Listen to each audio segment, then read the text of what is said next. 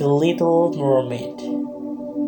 Far out in the ocean, where the water is as blue as the prettiest cornflower and as clear as crystal, it is very, very deep, so deep indeed that no cables could sound it, and many curved steeples, built one upon another, would not reach from the ground beneath to the surface of the water above. There dwell the Sea King and his subjects. We must not imagine that there is nothing at the bottom of the sea but bare yellow sand. No, indeed, for on this sand grow the strangest flowers and plants, the leaves and stems of which are so pliant that the slightest agitation of the water causes them to stir as if they had life. Fishes, both large and small, glide between the branches as birds fly among the trees here, Newfoundland. In the deepest spot of all stands the castle of the Sea King. Its walls are built of coral, and the long Gothic windows are of the clearest amber. The roof is formed of shells that open and close as the water flows over them. Their appearance is very beautiful, for in each lies a glittering pearl which will be fit for the diadem of a queen. The Sea King had been a widower for many years, and his aged mother kept house for him. She was a very sensible woman, but exceedingly proud of her high birth, and on that account wore 12 oysters on her tail, while others of high rank were only allowed to wear silk. She was, however, deserving of very great praise, especially for her care of the little sea princesses, her 6 granddaughters. They were beautiful children, but the youngest was the prettiest of them all. Her skin was as clear and delicate as a rose leaf, and her eyes as blue as the deepest sea. But, like all the others, she had no feet, and her body ended in a fish tail. All day long they played in the great halls of the castle or among the living flowers that grew out of the walls.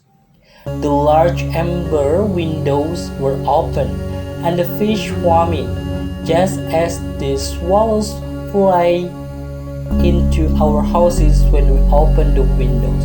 Only the fishes swam up to the princesses, ate out of their hands, and allowed themselves to be stroked.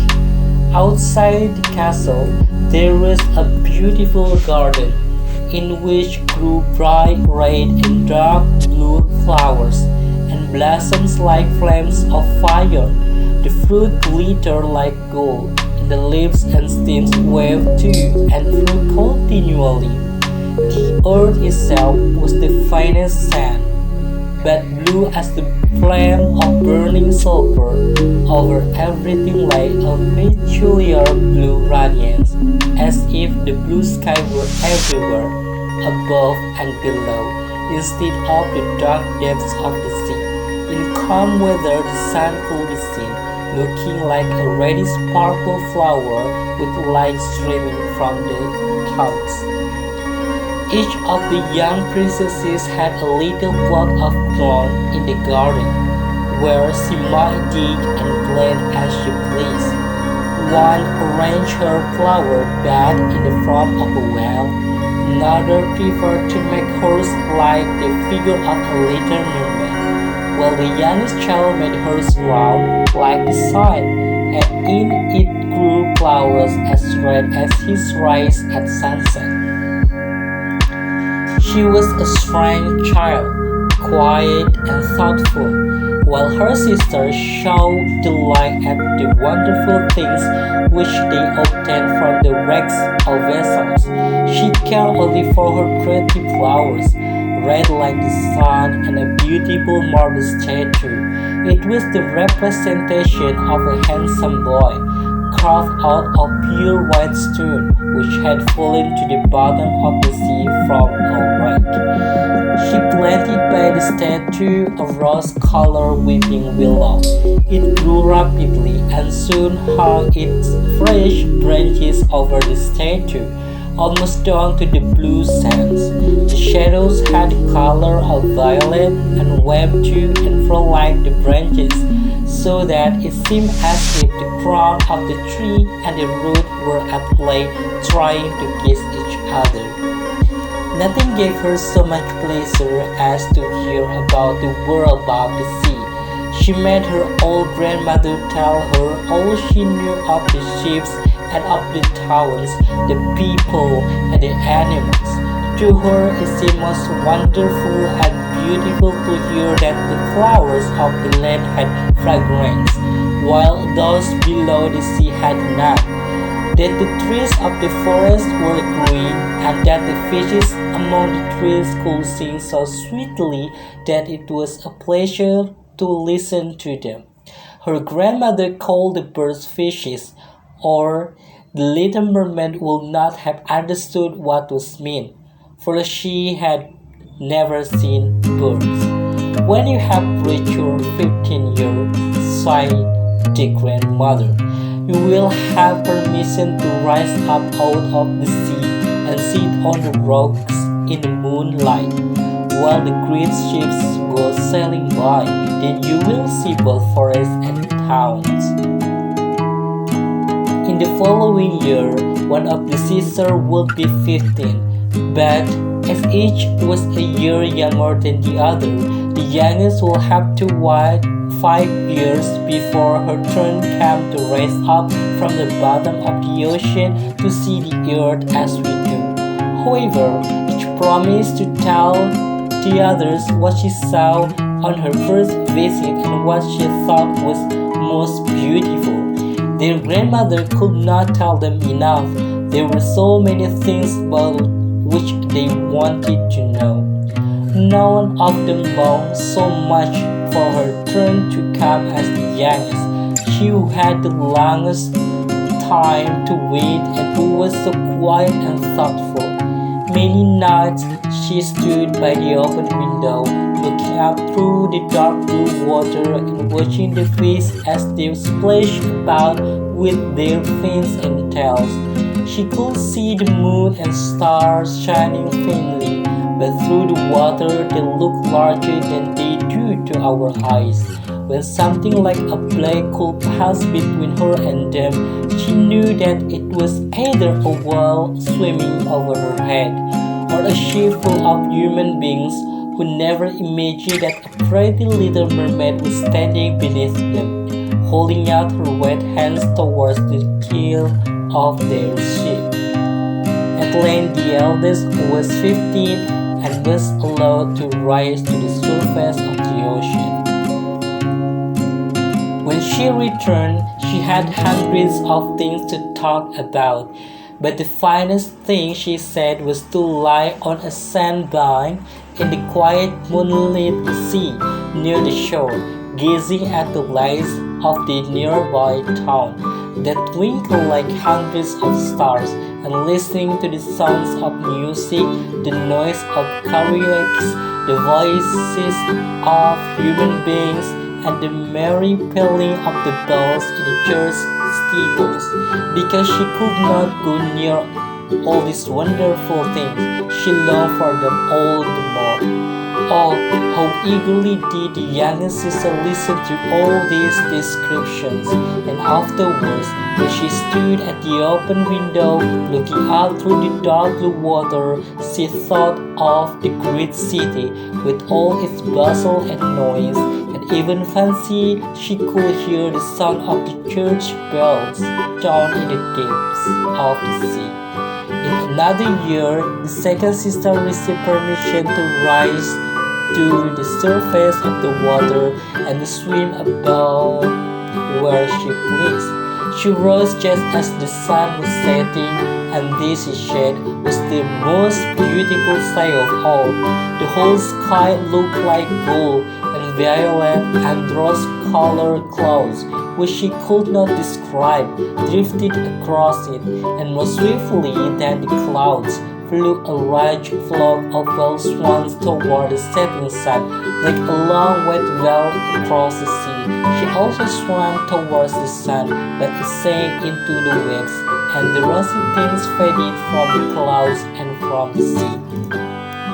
The third sister's turn followed, and she was the boldest of them all, for she swam up upward river that emptied into the sea. On the banks she saw green hills covered with beautiful vines, and palaces and castles peeping out from amid the proud trees of the forest.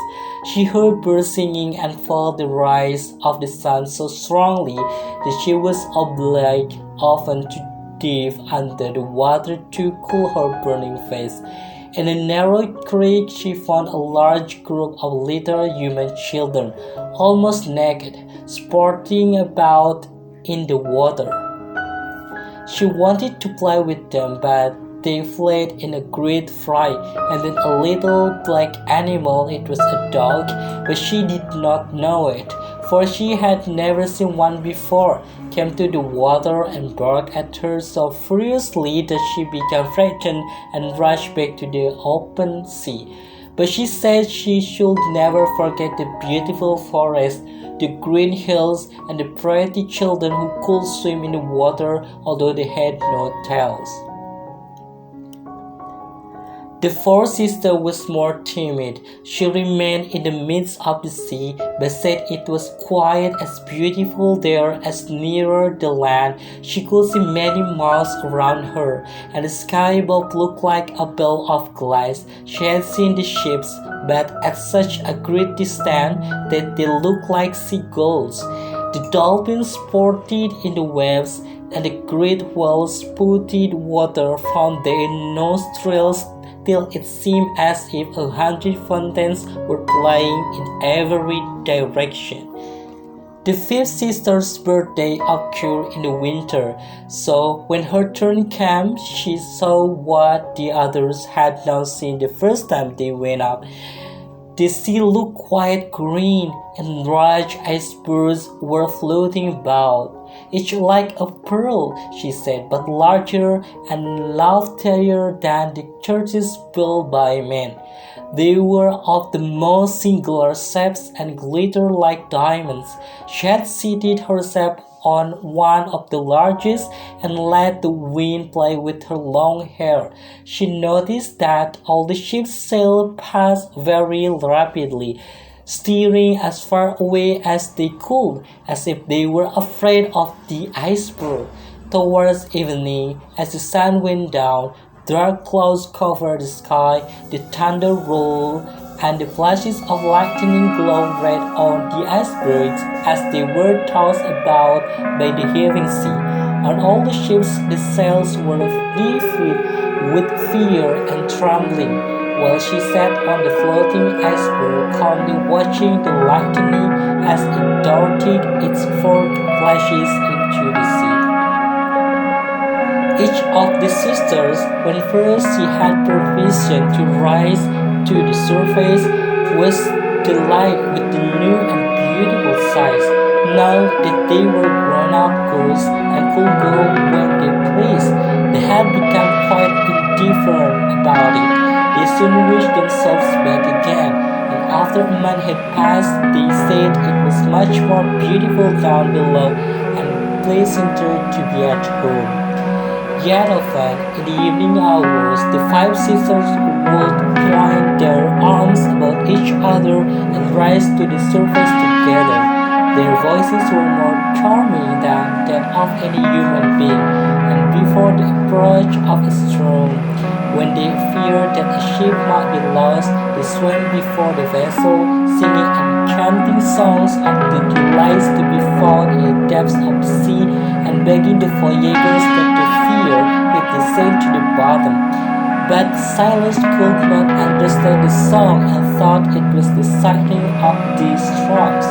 These things were never beautiful to them, for if the ship sank, the men were drowned and their dead bodies alone reached the palace of the Sea King.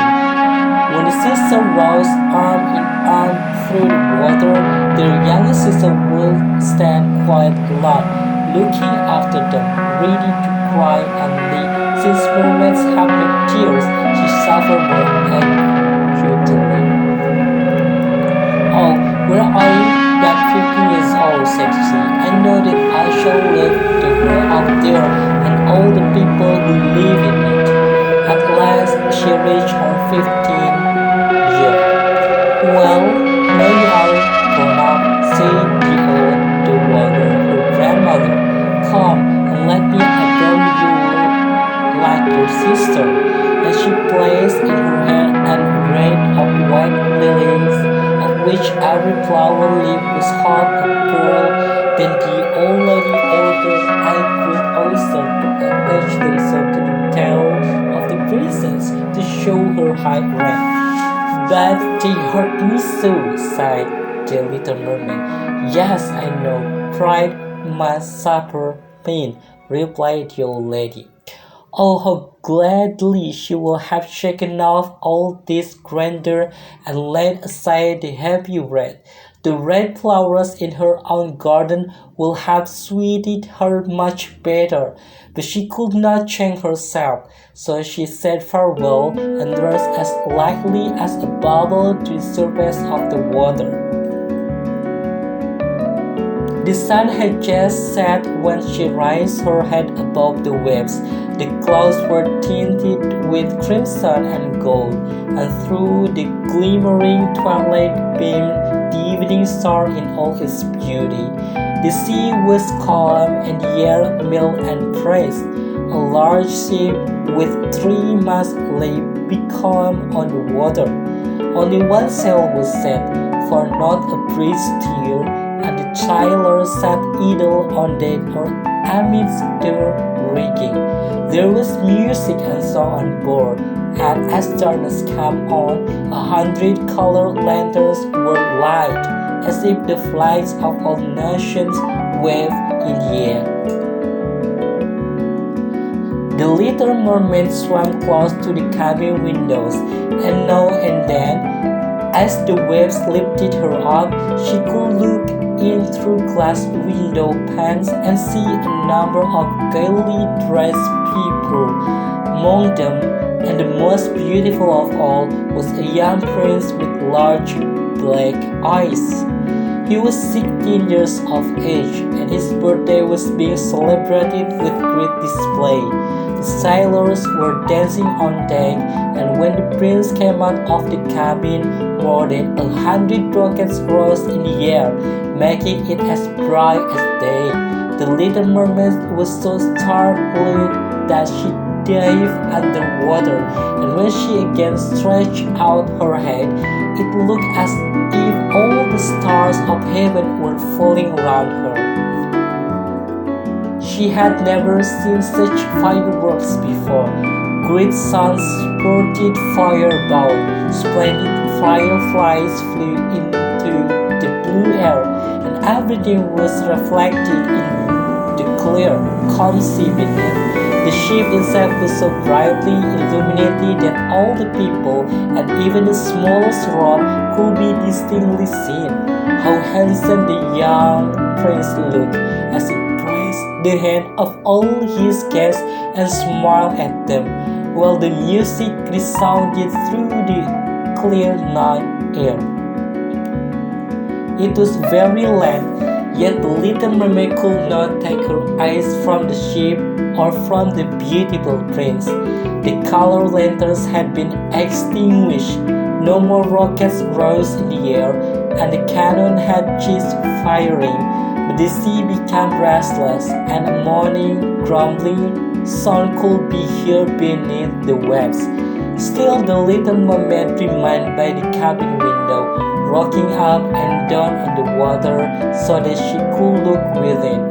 After a while the sails were quickly set, and the ship went on her way, but soon the waves rose higher, heavy clouds darkened the sky, and lightning appeared in the distance.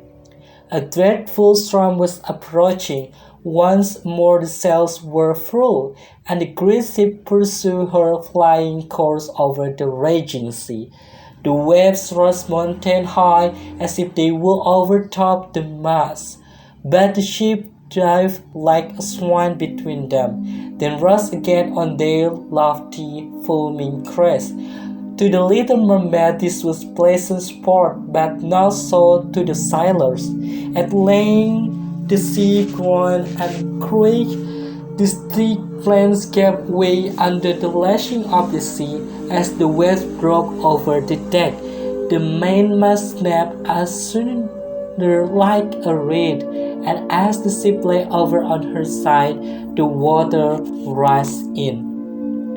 The little mermaid now perceived that the crew were in danger. Even she was obliged to be careful to avoid the beams and planks of the wreck which lay scattered on the water.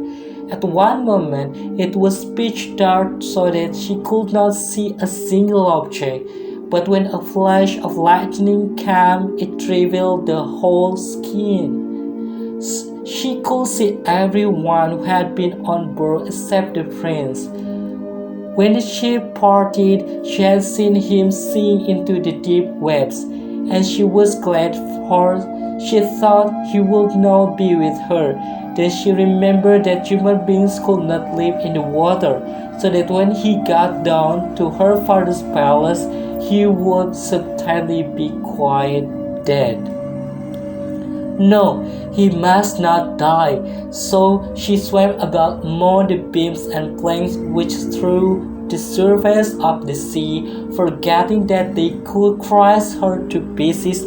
Diving deep under the dark waters, rising and falling with the waves, she at length managed to reach the young prince, who was fast losing the power to swim in that stormy sea. His limbs were failing him, his beautiful eyes were closed, and he would have died had not the little mermaid come to his assistance. She held his head above the water and let the waves carry them where they would. In the morning the storm had ceased, but of the ship not a single fragment could be seen. The sun came up red and shining out of the water, and its beams brought back the hue of hell to the prince's cheeks, but his eyes remained closed. The mermaid kissed his high, smooth forehead and stroked back his wet hair. He seemed to her like the marble statue in her little garden, so she kissed him again and wished that he might live. Presently they came in sight of land, and she saw lofty blue mountains on which the white snow rested as if a flock of swans were flying upon them. Beautiful green forests were near the shore, and close by stood a large building, whether a church or a convent she could not tell. Orange and citron trees grew in the garden, and before the door stood lofty palms. The sea here formed a little bay, in which the water lay quiet and still, but very deep. She swam with the handsome prince to the beach, which was covered with fine wet sand, and there she laid him in the warm sunshine, taking care to raise his head higher than his body. Then bells sounded in the large white building, and some young girls came into the garden. The little mermaid swam out farther from the shore and hid herself among some high rocks that rose out of the water. Covering her head and neck with the foam of the sea, she watched there to see what would become of the poor prince. It was not long before he saw a young girl approach the spot where the prince lay. She seemed frightened at first, but only for a moment. Then she brought a number of people, and the mermaid saw that the prince came to life again and smiled upon those who stood about him. But to her he sent no smile.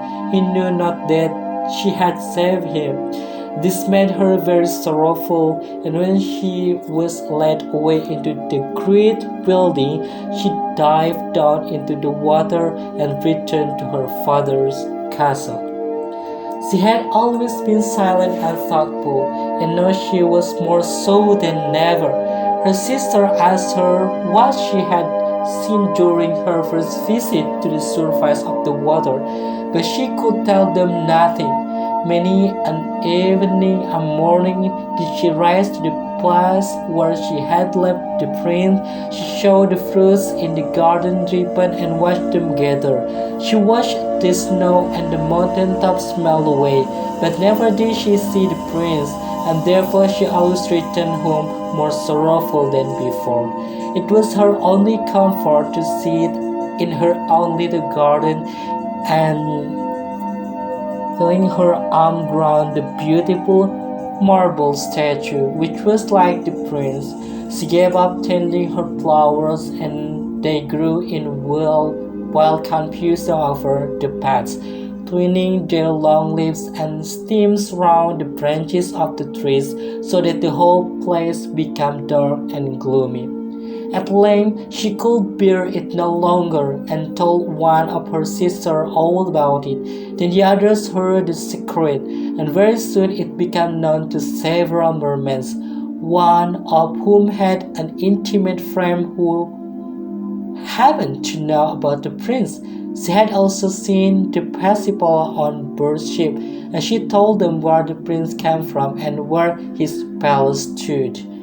"Come, little sister," said the other princesses. Then they entwined their arms and rushed together to the surface of the water, near the spot where they knew the prince's palace stood. It was built of bright yellow shining stone and had long flights of marble steps, one of which reached quite down to the sea. Splendid gilded cupolas rose over the roof, and between the pillars that surrounded the whole building stood lifelike statues of marble. Through the clear crystal of the lofty windows could be seen noble rooms, with costly silk curtains and hangings of tapestry and walls covered with beautiful paintings. In the center of the largest salon, a fountain threw its sparkling jets high up into the glass cupola of the ceiling, through which the sun shone in upon the water and upon the beautiful plants that grew in the basin of the fountain. Now that the little mermaid knew where the prince lived, she spent many an evening and many a night on the water near the palace. She would seem much nearer the shore than any of the others had ventured. And once she went up the narrow channel under the marble balcony, which threw a broad shadow on the water. Here she sat and watched the young prince, who thought himself alone in the bright moonlight. She often saw him evenings sailing in a beautiful boat on which music sounded and flags waved. She peeped out from among the green rushes, and if the wind caught her long silvery white veil, those who saw it believed it to be swan spreading out its wings. Many a night, too, when the fishermen set their nets by the light of their torches, she heard them relate many good things about the young prince, and this made her glad that she had saved his life when he was tossed about half dead on the waves. She remembered how his head had rested on her bosom and how heartily she had kissed him. But he knew nothing of all this and could not even dream of her. She grew more and more to like human beings and wished more and more to be able to wander about with those whose worlds seemed to be so much larger than her own. They could fly over the sea in ships and mount the high hills which were far above the clouds, and the lands they possessed, their woods and their fells stretched far away beyond the reach of her sight. There was so much that she wished to know, but her sisters were unable to answer all her questions. She then went to her old grandmother, who knew all about the upper world, which she rightly called the lands above the sea. If human beings are not drowned as the Little Mermaid, can they live forever? Do they never die as we do here in the sea? Yes, replied the old lady. They must also die, and their term of life is even shorter than ours. We sometimes live for 300 years, but when we cease to exist here, we become only foam on the surface of the water and have not even a grave among those we love. We have not immortal soul. We shall never live again. Like the green soul, when once it has been cut off, we can never flourish more. Human beings, on the contrary, have souls which live forever. Even after the body has been turned to dust, they rise up through the clear, pure air beyond the glittering stars. As we rise out of the water and behold all the land of the earth, so do they rise to unknown and glorious regions which we shall never see. Why have not we immortal soul? Asked the little mermaid mournfully. I will gladly give all the hundreds of years that I have to live to be a human being only for one day and to have the hope of knowing the happiness of that glorious world above the stars. You must not think that, said the old woman. We believe that we are much happier and much better off than human beings. So I shall die, said the little mermaid, and as the foam of the sea I shall be driven about, never again to hear the music of the waves or to see the pretty flowers of the red sun. Is there anything I can do to win an immortal soul? No, said the old woman, unless a man should love you so much that you were more to him than his father or his mother, and if all his thoughts and all his love were fixed upon you, and the priest placed his right hand in yours, and he promised to be true to you here and hereafter, then his soul will glide into your body, and you will obtain a share in the future happiness of mankind. He will give to you a soul and retain his own as well. But this can never happen. Your fish tail, which among us is considered so beautiful, on earth is thought to be quite ugly. They do not know any better, and they think it necessary, in order to be handsome, to have two stout props which they call legs. Then the little mermaid sighed and looked sorrowfully at her fish tail. Let us be happy, said the old lady, and dart and spring about during the 300 years that we have to live, which is really quite long enough. After that we can rest ourselves all better. This evening we are going to have a court ball. It was one of those splendid sights which we can never see on earth. The walls and the ceiling of the large ballroom were of thick but transparent crystal. Many hundreds of colossal shells, some of a deep red, others of a grass green with blue fire in them, stood in rows on each side. These light up the whole salon and shone through the walls, so that the sea was also illuminated. Innumerable fishes, great and small, swam past the crystal walls. On some of them the scales glowed with a purple brilliance, and on others shone like silver and gold. Through the halls flowed a broad stream, and in it danced the mermen and the mermaids to the music of their own sweet singing. No one on earth has such lovely voices as they, but the little mermaid sang more sweetly than all. The whole court applauded her with hands and tails, and for a moment her heart felt quite gay. For she knew she had the sweetest voice either on earth or in the sea, but soon she thought again about the world above her. She could not forget the charming prince, nor her sorrow that she had not an immortal soul like his. She crept away silently out of her father's palace, and while everything within was gladness and song, she sat in her own little garden, sorrowful and alone.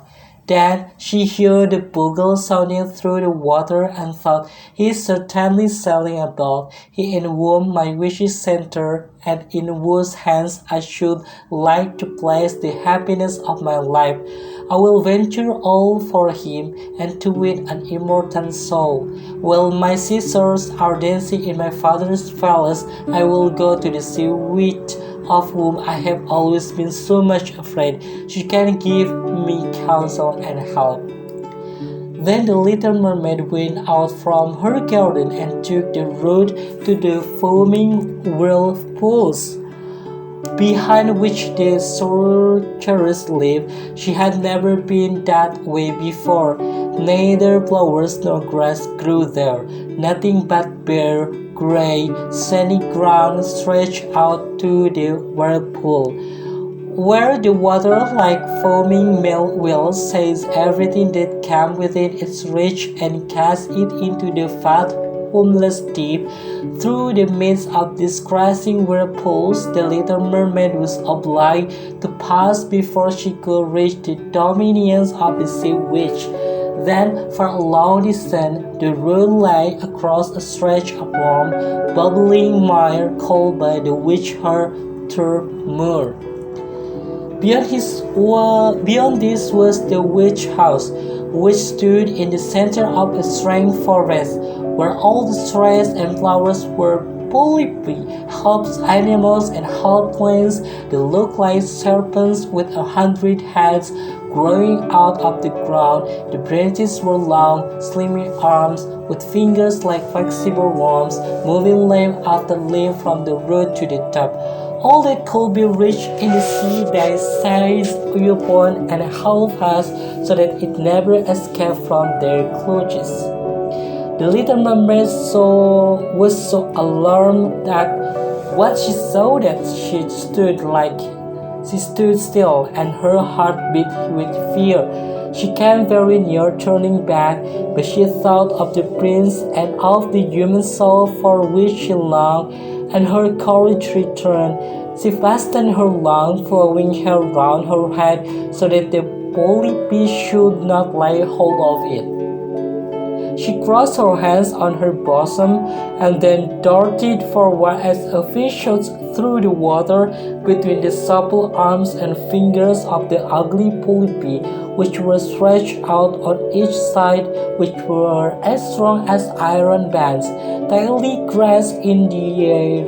Clinging arms were white skeletons of human beings who had perished at sea and had sunk down in the deep waters, skeletons of land animals and oars, rudders, and trees of ships.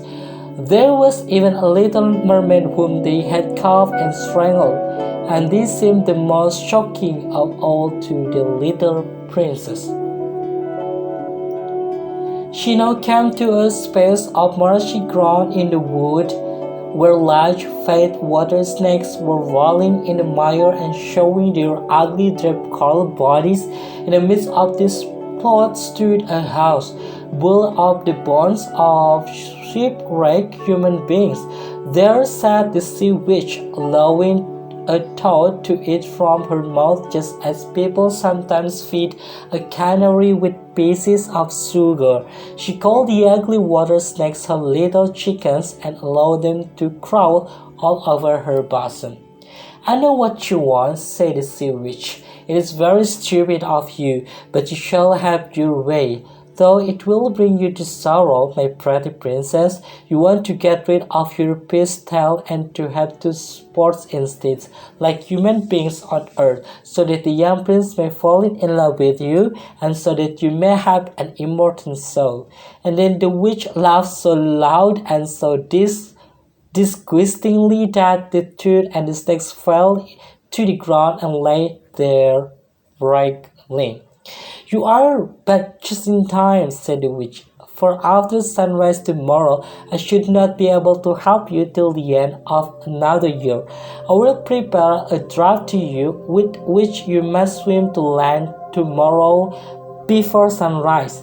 Seat yourself there and drink it. Your tail will then disappear and shrink up into what many call legs. You will feel great pain as if a sword were passing through you, but all who see you will say that you are the prettiest little human being they ever saw. You will still have the same floating gracefulness of movement, and no dancer will ever tread so lightly.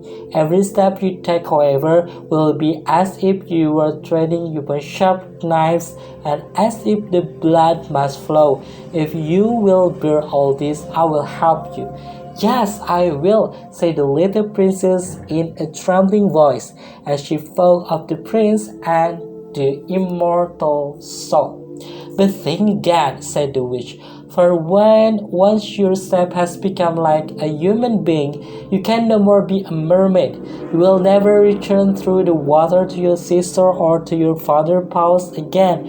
And if you do not win the love of the prince so that he is willing to forget his father and mother for your sake and to love you with his whole soul and allow the praise to join your hands that you might be man and wife, then you will never have an immortal soul.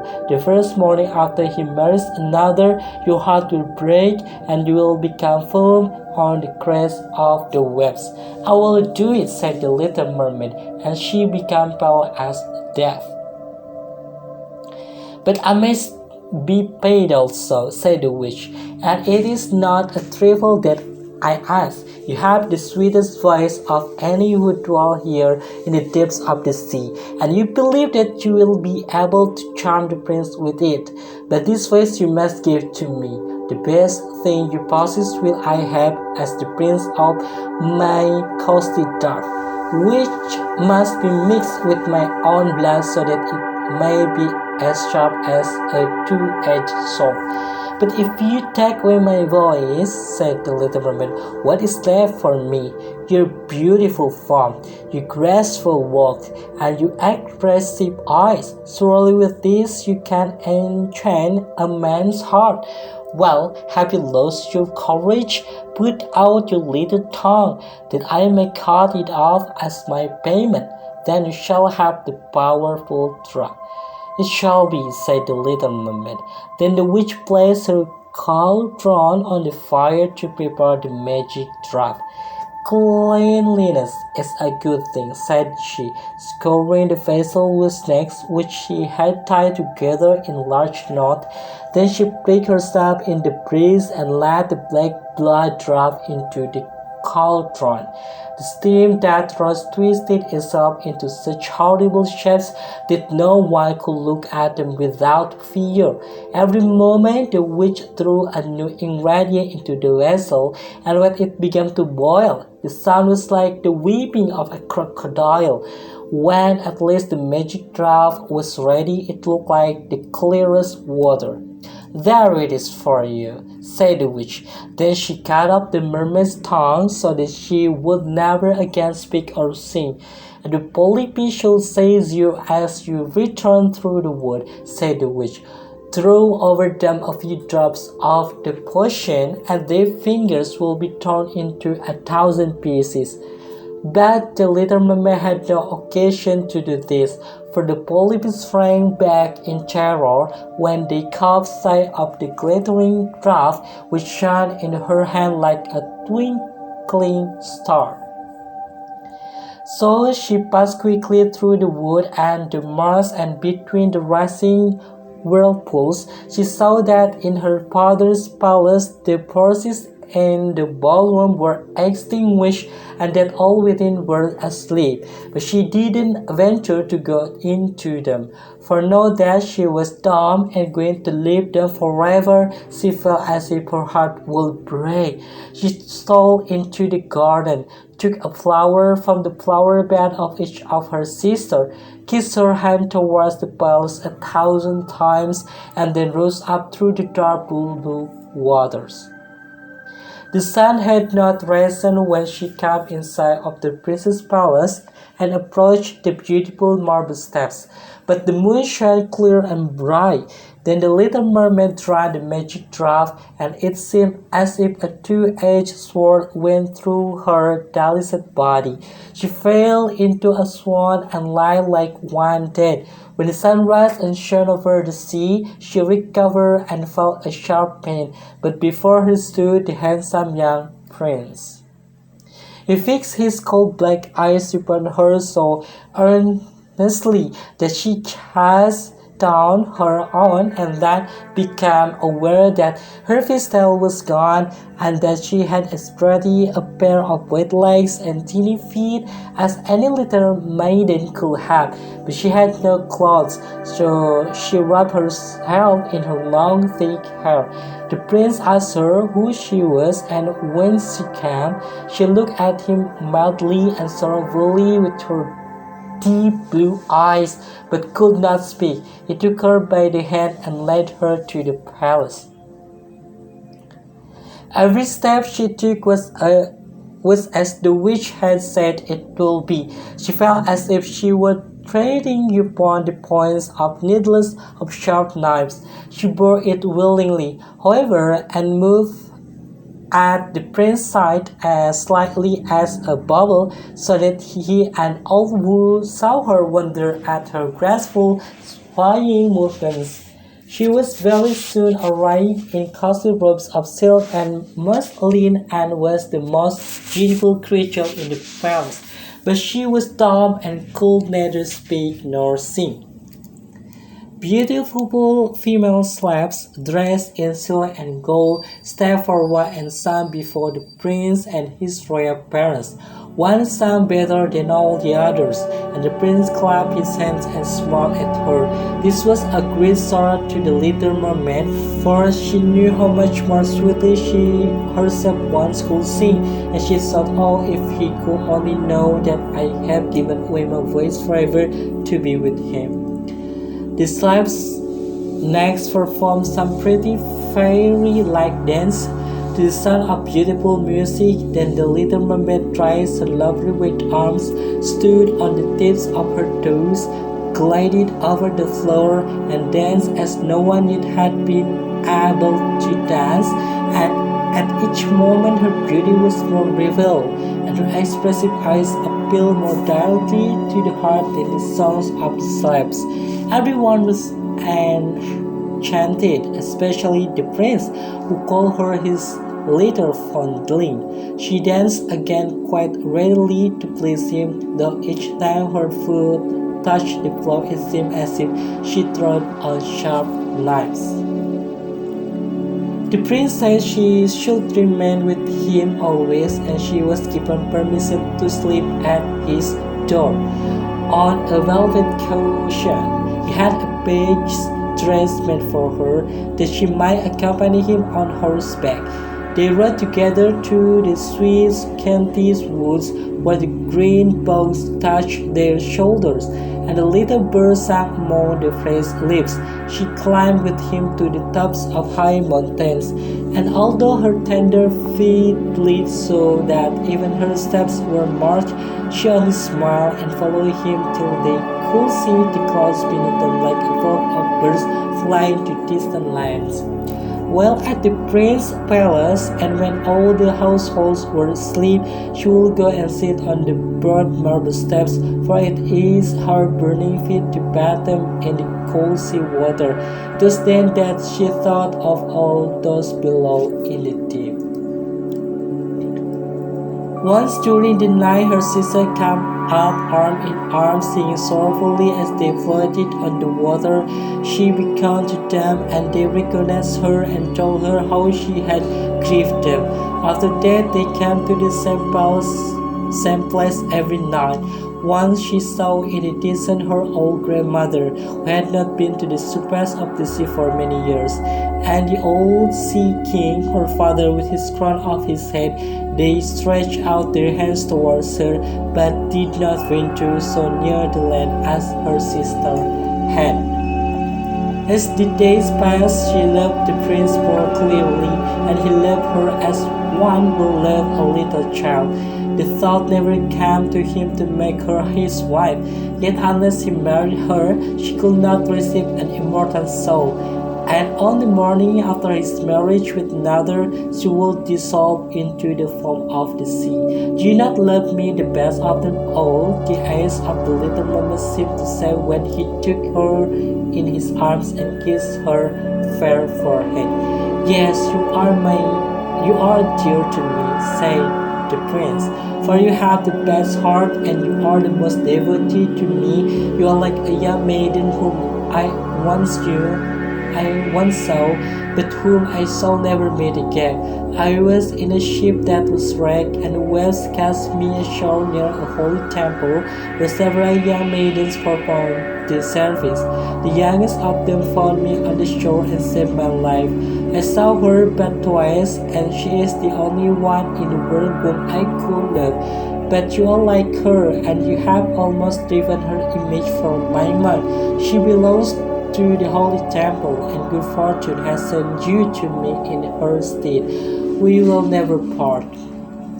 Ah, he knows not that it was I who saved his life, thought the little mermaid. I carried him over the sea to the wood where the temple stands.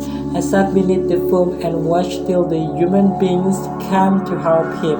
I saw the pretty maiden that he loves better than he loves me.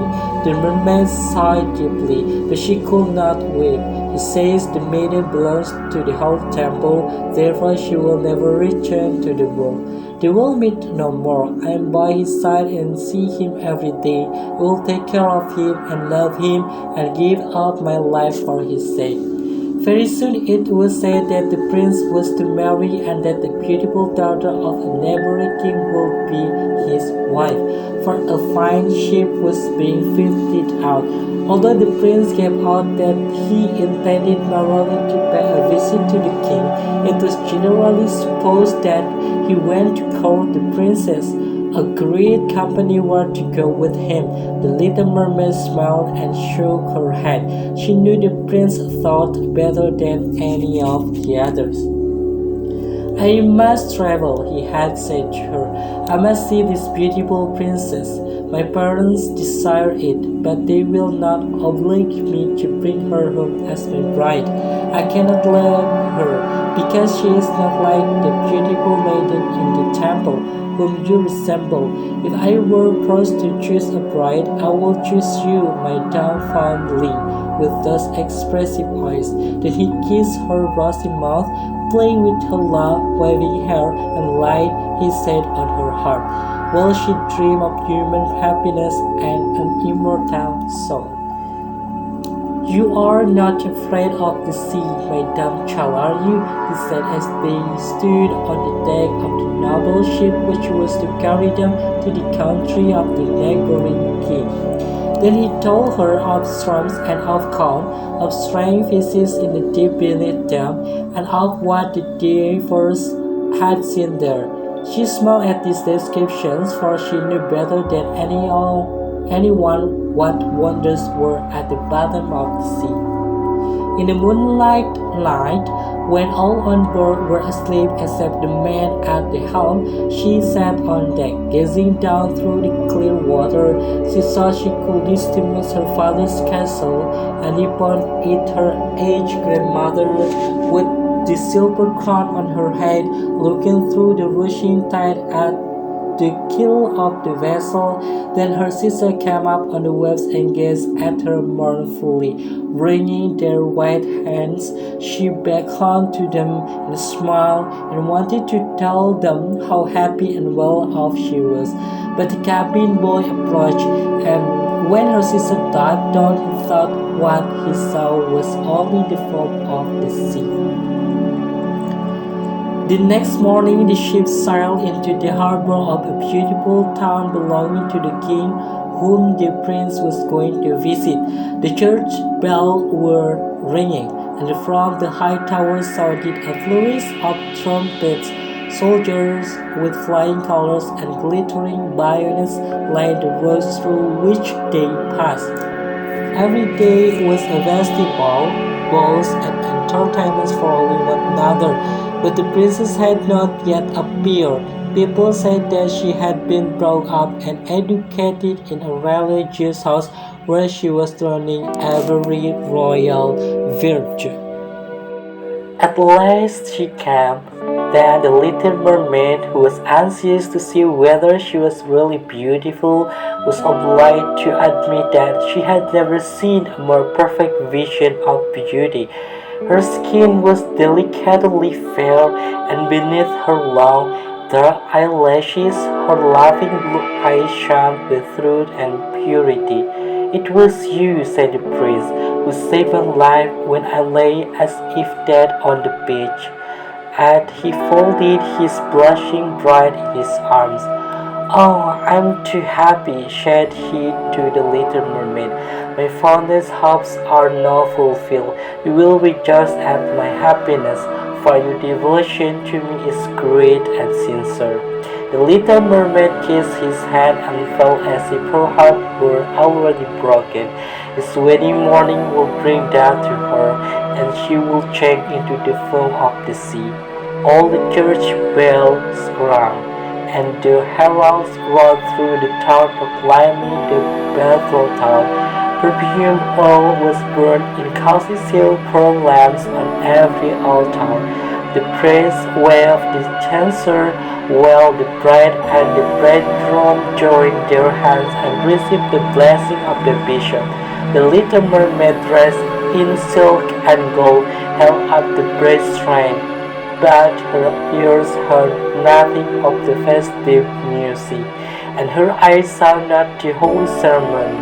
She thought of the night of death which was coming to her, and of all she had lost in the world. On the same evening, the bride and bridegroom went on board the ship. Canoes were roaring, flags waving, and in the center of the ship a cozy tent of purple and gold had been erected.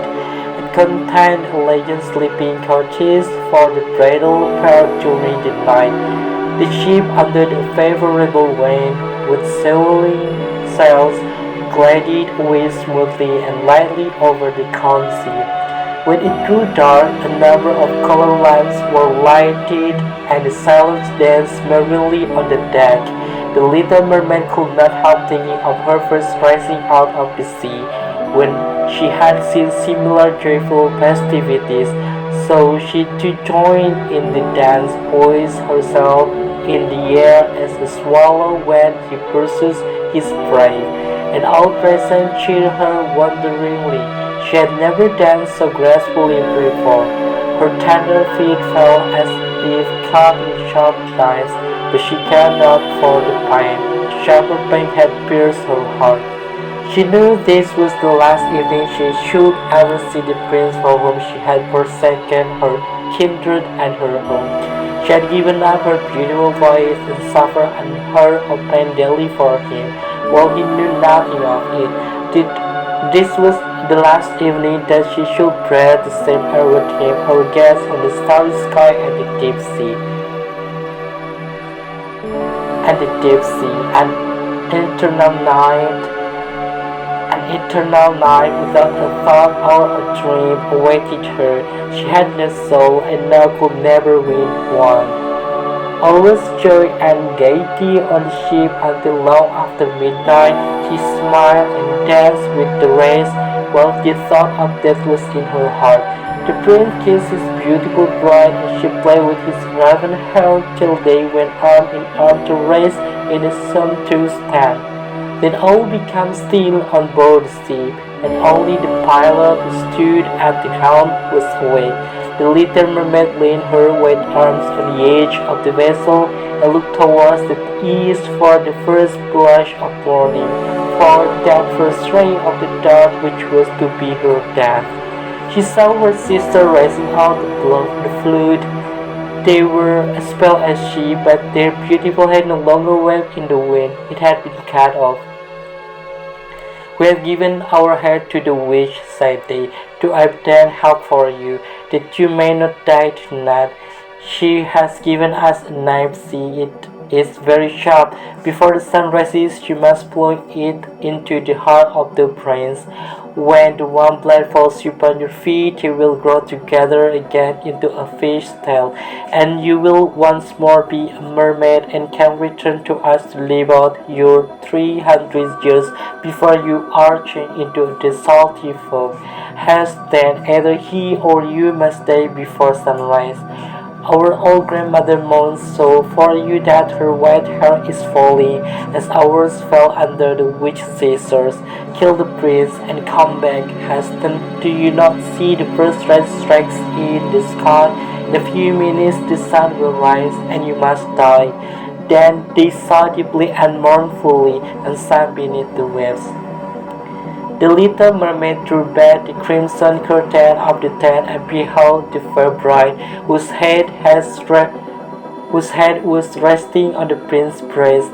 She bent down and kissed his noble brow, then looked at the sky, on which the rosy dawn grew brighter and brighter.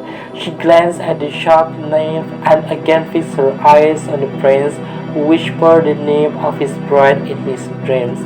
She was in his thoughts, and the knife trembles in the hand of the little mermaid, but she flung it far from her into the waves. The water turned red where it fell, and the drops that spurted up looked like blood. She cast one more lingering, half-fainting glance at the prince, then threw herself from the ship into the sea and found her body dissolving into foam. The sun rose above the waves, and his warm rays fell on the cold form of the little mermaid, who did not feel as if she were dying. She saw the broad sun and hundreds of transparent, beautiful creatures floating round her. She could see through them the white sails of the ships and the red clouds in the sky. Their speech was melodious, but could not be heard by mortal ears, just as their bodies could not be seen by mortal eyes. The little mermaid perceived that she had a body like theirs, and that she continued to rise higher and higher out of the foam. "Where am I?" asked she, and her voice sounded ethereal, like the voices of those who were with her. No earthly music could imitate it. Among the daughters of the air, answered one of them, "A mermaid has not an immortal soul, nor can she obtain one unless she wins the love of a human being. On the will of another hangs her eternal destiny. But the daughters of the air, although they do not possess an immortal soul, can, by their good deeds, pursue one for themselves. We fly to warm countries and cool the sultry air that destroys mankind with their pestilence. We carry the perfume of the flowers to spread health and restoration. After we have striven for 300 years to do all the good in our power, we receive an immortal soul and take part in the happiness of mankind. You, poor little mermaid, have tried with your whole heart to do as we are doing. You have suffered and endured and raised yourself to the spirit world by your good deeds, and now, by striving for 300 years in the same way, you may obtain an immortal soul." The little mermaid lifted her glorified eyes toward the sun, and for the first time found them filling with tears. On the ship in which she had left the prince there were light and noise, and she saw him and his beautiful bride searching for her. Sorrowfully they gazed at the pearly form, as if they knew she had thrown herself into the waves. Unseen, she kissed the forehead of the bride and fanned the prince, and then mounted with the other children of the air to a rosy cloud that floated above. "After 300 years, the shall we float into the kingdom of heaven," said she, "and we might even get there sooner," whispered one of her companions. Unseen, we can enter the houses of men where there are children, and for every day on which we find a good child, that is the joy of his parents and disturbs their love. Our time of probation is shortened. The child does not know, when we fly through the room, that we smile with joy at this good conduct, for we can count 1 year less of our 300 years. But when we see a naughty or a wicked child, we shed tears of sorrow, and for every tear a day is added to our time of trial.